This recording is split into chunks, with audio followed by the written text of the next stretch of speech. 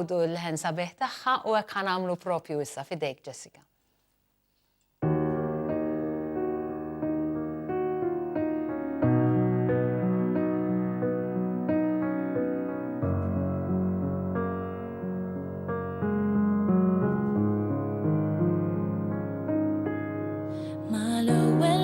Xita mitlufa kien hemm jien fil-kruwa ta' Żożiti niftakar f'dak il-kliem li bħal stallet weġġani nifidni bla mistri hemm baqa' jittimbrani biex żgur qatt ma ninsi ġinjurrit inħossni biex ninsalek u tal-art batijiet u xej ma jkun jonqosni l-ostakli neleb minar lebdan kwiet bħal ġinju inter waħdi u nisbolli spaċmi iġmilli qatt ma jfalli asma l-passaġġ ta' żmien peress li differenti ma ċettajtuni qatt omt waħdi indipendenti u lilkom jien warrabt iċ-ċinju intelligenti rax-xemx li ddifjum ġdid tar waħdu konfidenti fil-ġmied l-onkompla jżid bħal ġinjurrit inħossni biex ninsalek u tal-art badiet u xej ma jkun jonqosni l-ostakli neleb minar lebdan kwiet bħal ġinju inter waħdi u nisbolli spaċmi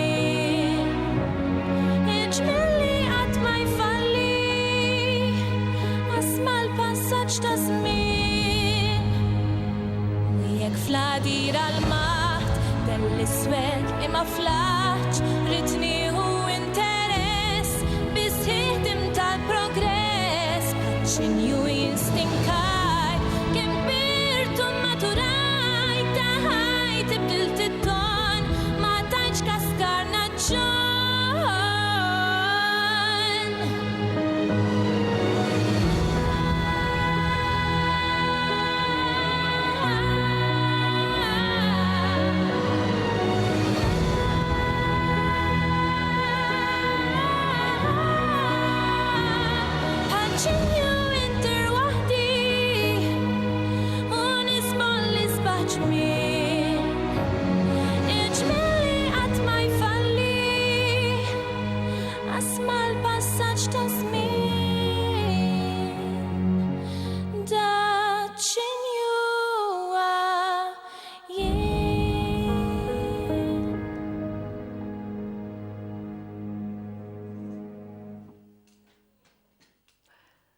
Tinaqat maħna issa hawnhekk Jessica ħalli nsiru nafuha naqra aktar mill-viċin il-kanzunetta iċ-ċinju li jidher li għandha ħafna u ħafna aktar sinifikat milli sempliċiment dak li jolqot lajn.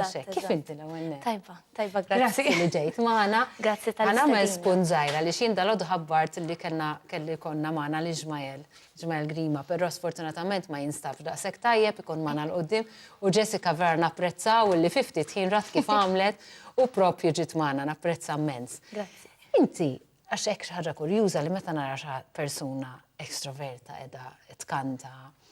Imbagħad tiġi tgħidli li inti x-xogħol tiegħek huwa propju fuq in-numri għax inti awditriċi ġifieri vera letteralment minn estrem għal ieħor. Totalment l-oppost, iva.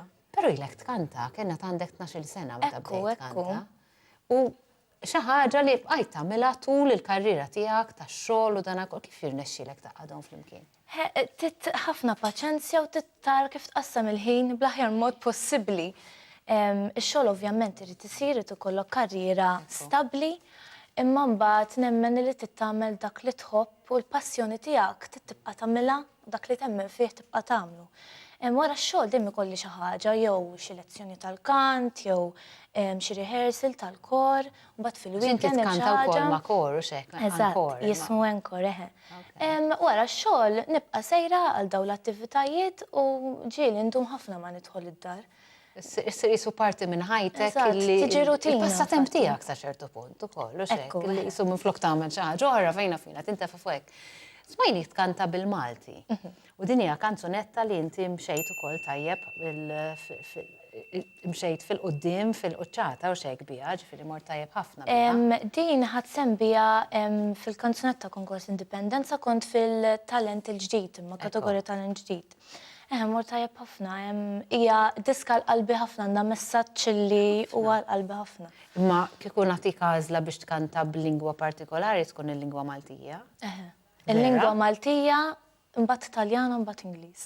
Bis-serjetà, sa mhux daqs. Għax il-lingwa Maltija u min jgħidlek li iktar diffiċli biex tinterpreta Hija diffiċli, ma meta titkanta mal-mużika toġobni ħafna il-ħoss tagħha mal-mużika, allura toġobni nieħu pjaċir ħafna nkanta bil-Malti. U tinterpreta dak li fil-kanzunetta nnifisha l-messaġġ li qed wassal inti tidentifika magħha?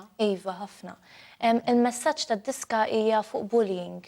Infatti ċinju l-ewwel ikun asfur ma tantx ikun daqshekk sabiħ, u mbagħad jikber isir dan iċ-ċinju sabiħ. U mbagħad il-bullying huwa hekk tkun persuna magħluqa fiha nfisha mbagħad fl-aħħar tat risposta l dawk li ma tantx ġabula ġid.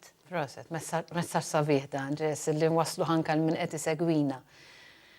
Il-ħajja għatli diġa biżla ħafna, diġa għandek ħafna impenji, però x'tixtieq kollok tajli jien għandi din il-ħolma. X'tixtieq?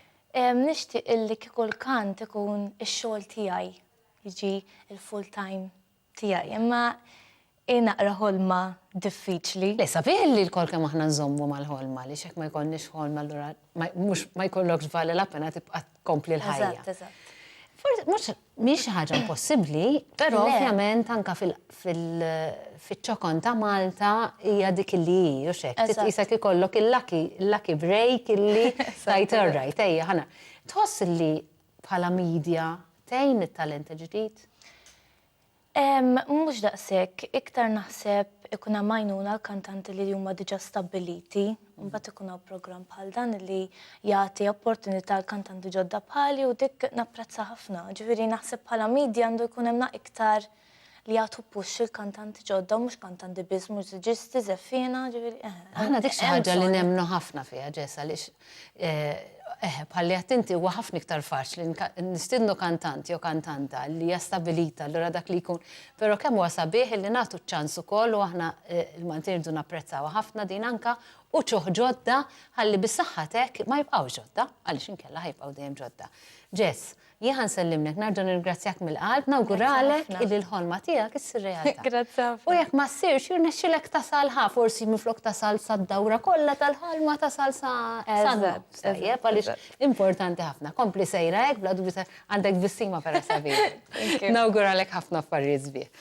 Minn Jessica ħan nitkellmu naftit ieħor dwar